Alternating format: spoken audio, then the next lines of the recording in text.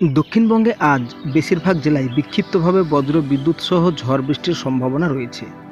তবে ঝড় বৃষ্টি হলেও গরম এবং অস্বস্তিকর আবহাওয়া বজায় থাকবে এবং আগামী 7 দিনে তাপমাত্রার বড়সড় কোনো পরিবর্তন লক্ষ্য করা যাবে না দক্ষিণবঙ্গে।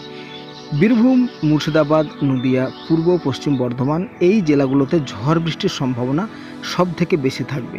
তবে আবহাওয়া দপ্তরের পূর্বাভাস অনুযায়ী আগামী বুধবার থেকে দক্ষিণবঙ্গের প্রায় সব জেলাতেই ঝড় বৃষ্টির সম্ভাবনা বেশি থাকবে। উত্তরবঙ্গের ক্ষেত্রে সব জেলাতেই আগামী শুক্রবার পর্যন্ত ঝড় বৃষ্টির সম্ভাবনা রয়েছে।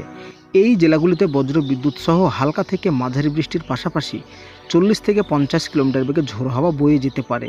তবে আজ জলপাইগুড়ি, আলিপুরদুয়ার, কোচবিহার জেলায় ভারী থেকে অতি ভারী বৃষ্টিপাতের সতর্কতা রয়েছে।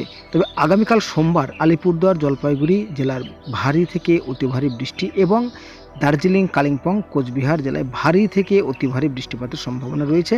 তবে বৃহস্পতিবার পর্যন্তই উত্তরবঙ্গের বেশ কিছু জেলাতে বজ্র বিদ্যুৎ সহ ঝড় বৃষ্টি চলবে।